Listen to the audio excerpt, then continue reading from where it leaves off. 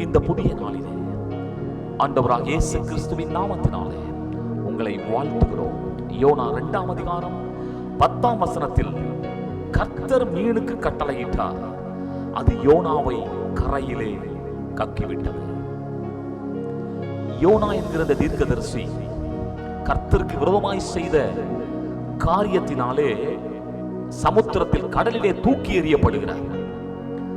இப்பொழுது இந்த சமுத்திரத்திலிருந்து இவனுக்கு ஒரு புது வழி பிறக்க, இவன் விடுவிக்கப்பட ஒன்னு இவன் முயற்சி எடுக்க வேண்டும், இல்லாவிட்டால் மனிதர்கள் இவனுக்கு உதவ வேண்டும். ஆனால் இரண்டுமே சாத்தியமில்லாமல் போயிற்று. ஏனென்றால் சமுத்திரத்தின் ஆழத்தில் மீனின் வயிற்றுக்குள்ளே இந்த யோனா இருக்கிறார். இப்பொழுது இவனுக்கு உதவி செய்ய ஒரே ஒரு நபர் தான் உண்டு. ஆண்டவர் உனக்கு உதவி செய்தால் மட்டும்தான் இவன் விடுவிக்கப்பட முடியும். இந்த காலை நேரத்திலே இப்படிப்பட்ட சூழ்நிலையிலே நீங்கள் இருக்கலாம். நான் முயற்சி செய்து பார்க்கிறேன், எதுவுமே முடியவில்லை, எனக்கு எந்த மனிதனுடைய உதவியும் இல்லை, உதவி செய்யவும் முடியாது என்கிற சூழ்நிலையில் இருக்கிற இந்த காலை நேரத்திலே கர்த்தருடைய கட்டளை உங்களுக்காய் புறப்படுகிறது.